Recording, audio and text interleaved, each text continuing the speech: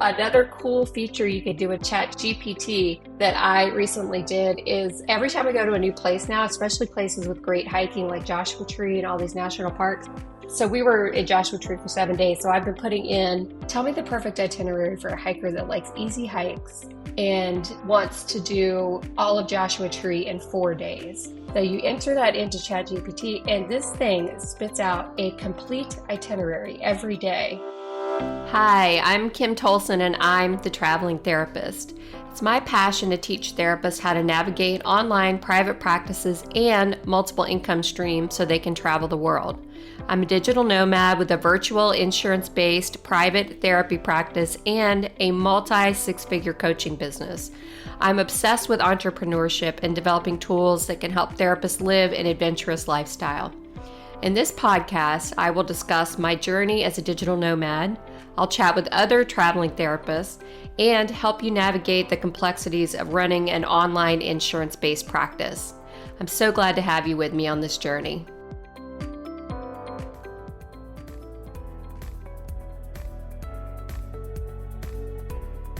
Going in-network with insurance can be tough. For example, waiting a year to get credentialed in some cases. Filing all the right paperwork is time-consuming and tedious, and even after you're done, it can take months to get credentialed and start seeing clients. That's why Alma makes it easy and financially rewarding to accept insurance. When you join the insurance program, you can get credentialed within 45 days and access to enhanced reimbursement rates. They also handle all the paperwork from eligibility checks to claim submissions, and they guarantee payment within 2 weeks of each appointment.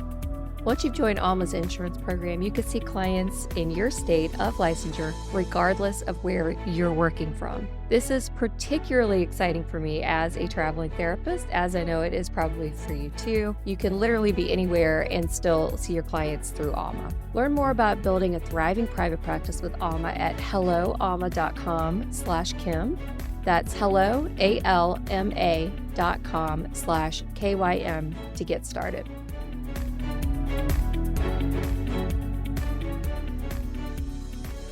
Hey everybody, welcome back to another episode of the Traveling Therapist Podcast.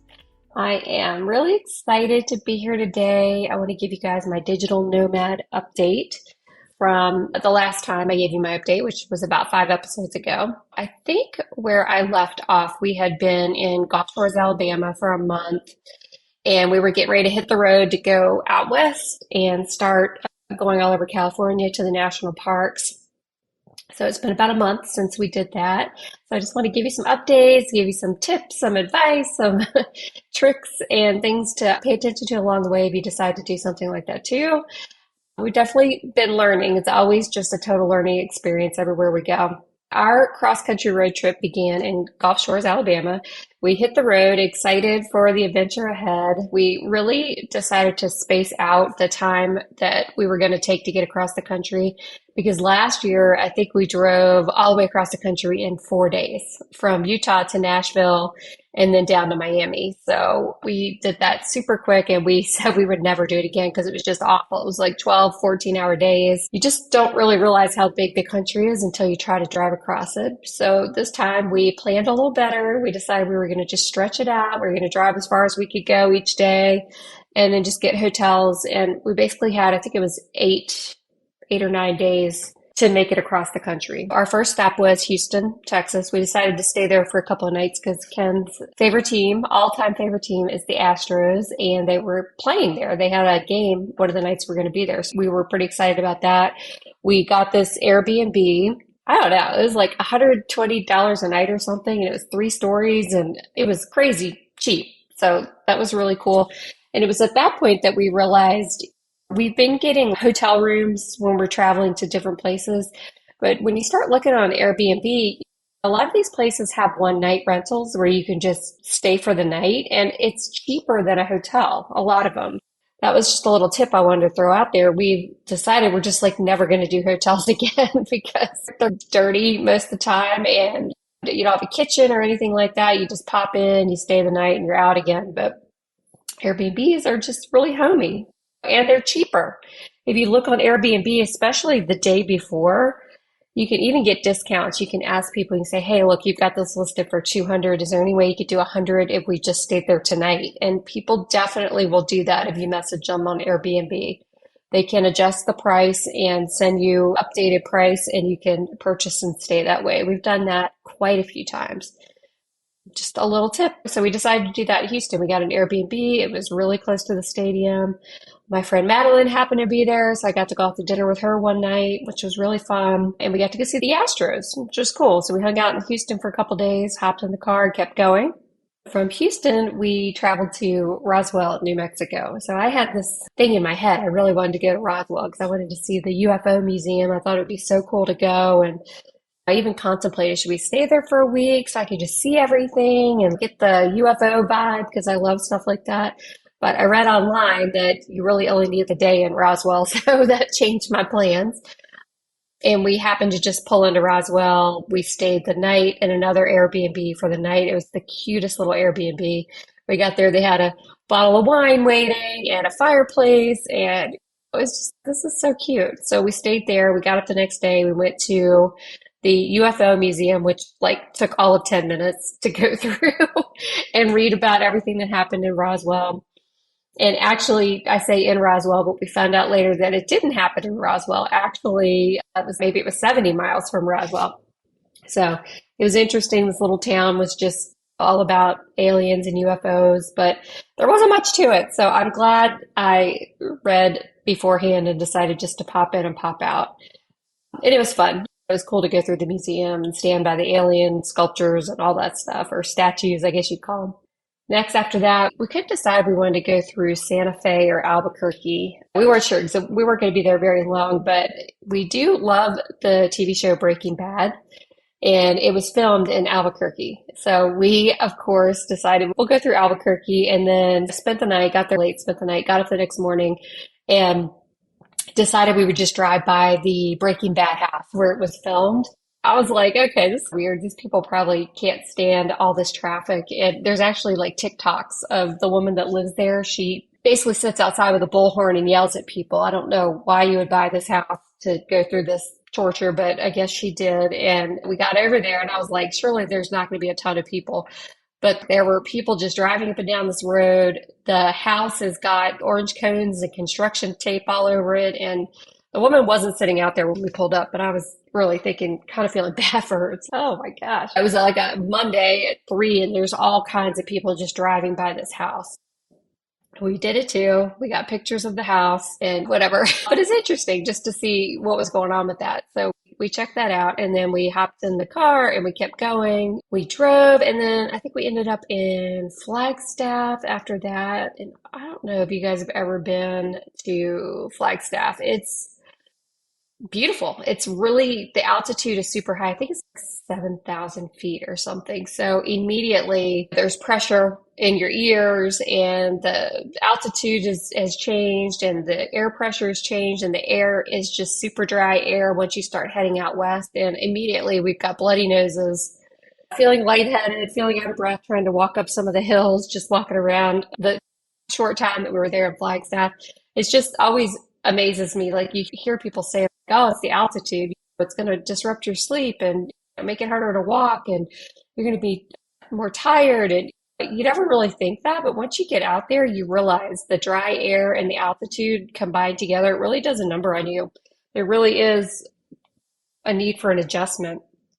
I remember we were staying in Vail I think we were there for 14 days or something. And the hotel we were staying in, they had an oxygen bar in the hotel. And I was like, oh, that's a cool little whatever. But it turns out that people actually use the oxygen bars a lot because it's hard to breathe if you're not used to it. If you're just visiting out there, if you're from the East Coast like we are, it's not for the faint of heart. I can tell you that. It takes a lot of adjusting to. So we got a little taste of that Flagstaff, and that was 7,000 feet, like I said, but we were out of there the next day, so it wasn't too bad. We headed out to California and we headed to Joshua Tree. If you've never been there, it's gorgeous. We stayed in this town called 29 Palms, which I had never heard about, but apparently a lot of people have because there's a huge military base there. I didn't see the military base, but they call it the oasis in the desert when you pull into town. It's like, okay, it's like stores and these cute little houses and stuff. And then you could sort of see Joshua Tree off in the distance. It was the perfect home base for us to go and explore Joshua Tree. If you've never seen a Joshua Tree, there are these really cool, like twisty trees, and this park is just covered in them, and it's really cool. It's like a forest of Joshua trees. And you don't see it anywhere else. At least I haven't really seen it like that anywhere else. So it was really neat to see that. The Airbnb we were staying in even was really like desert themed. The backyard was all sand, and there were hammocks and fire pits, and it's just a real cool place to stay. I think we stayed about a week, and I think a week is probably good for a place like that. This was something I was just talking to a friend on Facebook. I was actually doing a live in her Facebook group because I just released this course called Revolutionize Your Private Practice with ChatGPT for clinical documentation using AI to enhance your clinical documentation. I talked about it last episode too, but I wanted to just say another cool feature you can do with ChatGPT that I recently did is every time I go to a new place now, especially places with great hiking like Joshua Tree and all these national parks. So we were in Joshua Tree for 7 days. So I've been putting in, tell me the perfect itinerary for a hiker that likes easy hikes and wants to do all of Joshua Tree in 4 days. So you enter that into ChatGPT, and this thing spits out a complete itinerary every day. They're like, okay, this day you can do this 7 mile hike, and then you can drive down this scenic loop, and then you can go to this vista point, and you can do all that within 6 hours and knock out half the park, basically. So I've been using chat to give me itineraries for every single place that we go based on our interests. So you can do it for hiking or breweries or favorite restaurants. You could put all this into chat GPT and just have an awesome travel itinerary. So that's a little tip I wanted to give you guys. If you're playing around with it at all, try that for your traveling, for your trips. It's really cool what it comes up with. Managing a successful private practice can be challenging, even if you have all the skills and experience you need to support clients. Most training programs offer little to no guidance on running your own business. That's why Alma gives clinicians the tools they need to build a thriving private practice. When you join Alma, you can get credentialed with major insurance payers within 45 days, as well as guaranteed payment within 2 weeks of each session. You can also attract clients who are the right fit for your practice with a free profile in Alma's searchable directory. As you build your caseload, Alma also offers time-saving tools and administrative support, so you can spend less time on paperwork and more time delivering great care to your clients. Visit helloalma.com/Kim to download your free guide to identifying and connecting with clients who are the right fit for your practice. That's helloalma.com/KYM to get your guide.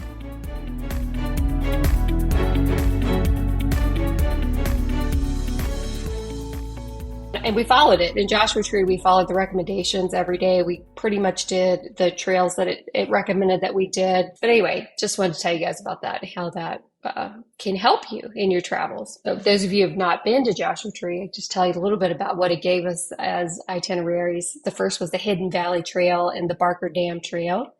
That was really cool. There's like an old dam constructed there by early settlers back on that trail. Another day we did this trail called Ryan Mountain, which was like, I think we went 1,200 feet up, straight up. But when you get up there, it's totally worth it. It's this panoramic view of Coachella Valley, and you could just see forever. It's just a beautiful, gorgeous, you can see the desert, the mountains, everything, and it's just like a 360 view up there. So we really liked that one. It about killed me getting up there, but once I did, it was gorgeous.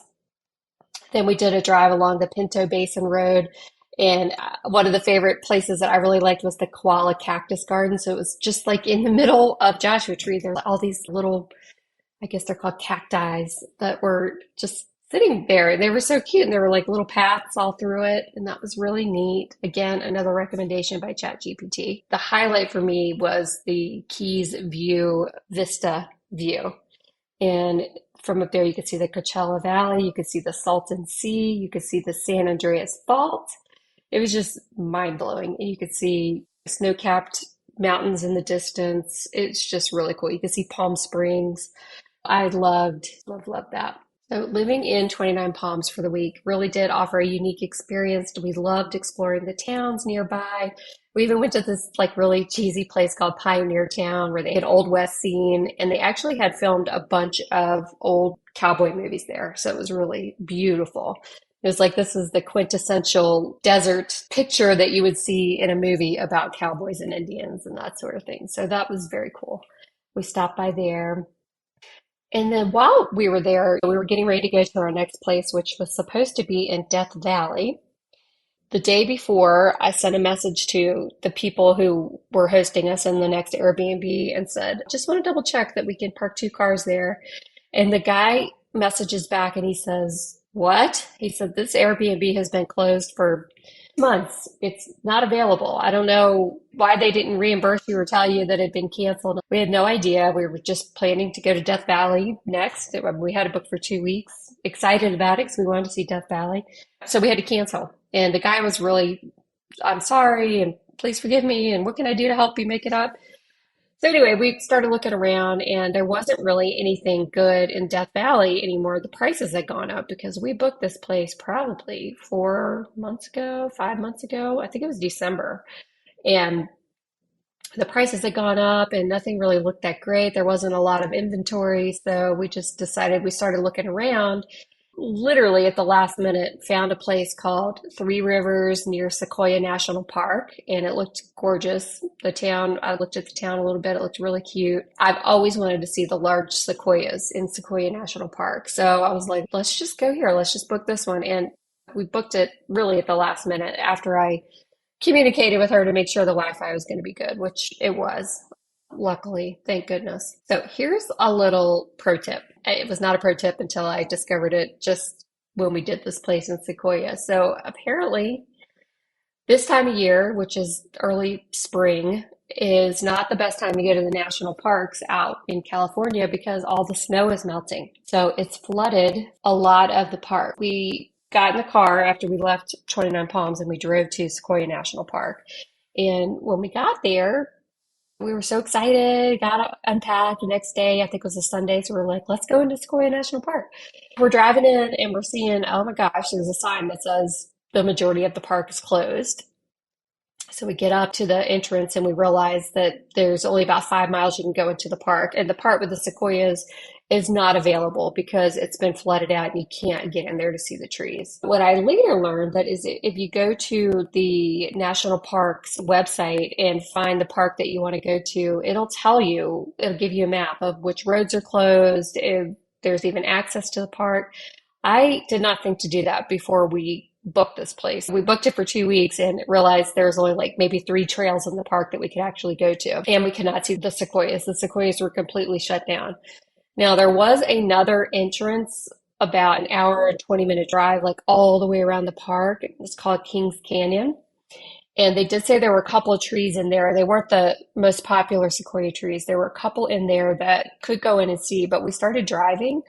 And this road, Ken and I are like major scaredy cats. Like we're afraid of heights. We don't like roads without guardrails. But Kings Canyon, the road to get there, we drove about 40 minutes and we got to where it started getting really scary. I'm talking like 1,000-foot drops off the side, no guardrails. We both freaked out. So we turned around and did not go back to that side of the park at all because I don't know, I can't handle it. It's just too much for me. I'm just like not like a daredevil. Some people just zip through there like it's nothing, but it totally freaks me out. And Ken too. So we just turned around and came back and we went back home and we're like, I guess we're not going to see the sequoias at all. That's my little pro tip for those of you that might want to go out to the national parks. Make sure you check them ahead of time and make sure they're not closed down or any of the roads aren't closed because unfortunately we did not get to see the sequoias, but we did have a good time there anyway. There's tons of just hiking trails there anyway that are gorgeous. So we did a lot of that. We just hung out and relaxed in this really cute Airbnb and had a good time. And I was in the middle of a launch. I launched Revolutionize Your Private Practice with ChatGPT course for documentation. So I was working on that a lot while we were there. It gave me a lot of time to just get that going and get the course out. That's pretty much it for the last month, everything that we've been up to. We are going to the Caribbean for the winter, which we're really excited about, but we're also trying to figure out visas and how long you can stay in different countries. And we definitely booked, I think it's 6 weeks in the Dominican Republic, where they say you can only stay for, I think it's 30 days. But our research has led us to a lot of information about if you want to overstay your visa in the Dominican Republic, basically when you leave, they just charge you for the extra days. I think it's like 8 pesos or something, which is like 10 cents. Of course, we're pretty careful about stuff like that. We're not really like flighty with visa stuff, but we talked to the Airbnb host there, and she said the same thing. She confirmed that that's what everybody does. It's even on the country's visa entry requirement website. There's like a chat about it. That's what people do. We're going to go to the Dominican Republic and hang out. We're going to stay in that first Airbnb and then see if we want to stay there somewhere else or maybe go to a different island and just try to stay down in the Caribbean all winter. So we're really excited about that. Right now, as I'm recording this, we just got to Yosemite, which I'll tell you more about next time because we're still right in the middle of it, but I'll tell you about that in a month or so. And then we're headed up to Oregon and then I think Idaho and then Montana. And then we're going to start working our way back down to Miami so we can go to the Caribbean. So I'm excited about it and we're having fun. And there's been some ups and downs as usual. I hope these tips help you if you're ever in that situation. The last thing I want to tell you guys about is this episode will be released on Sunday, but on Wednesday, the 10th of May, the Traveling Therapist membership launches. I am so excited. This week in the Facebook group, we're going to have a free preview week. So we have Michael Scott Kent. He's going to be doing a lesson on travel photography and how to use your travel pictures to establish your brand. And then we've got Vanessa Lawson. Vanessa's going to talk about how to find your flow on the road is the topic of her presentation. And then Addie Whalen, she is our new traveling therapist coach in the membership. So she is going to be my right-hand woman, so to speak. She's going to do some of the presentations in there. She's going to be active in the Facebook group. She's going to help you guys if you're having struggles or problems with getting your traveling lifestyle going on the road.